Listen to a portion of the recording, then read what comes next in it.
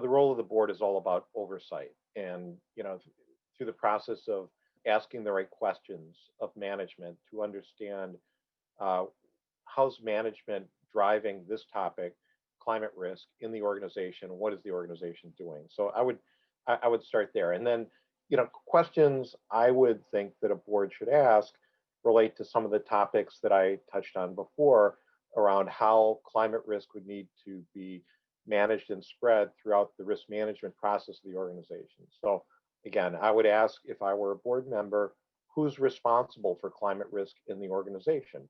Then I'd ask about, and you can ask follow-up questions. I'd ask about their seniority. I'd ask about their reporting. Who do they report to on an individual basis? Who do they report to on a committee basis?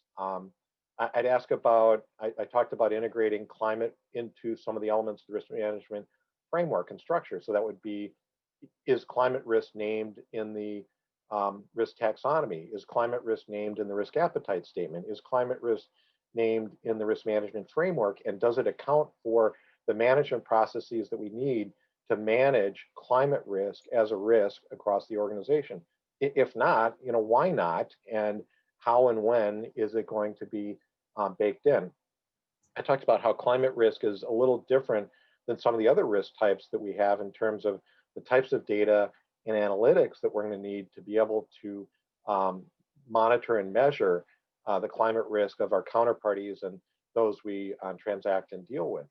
So questions around that would be, what type of data do we have? What portfolios are more exposed to climate risk than others?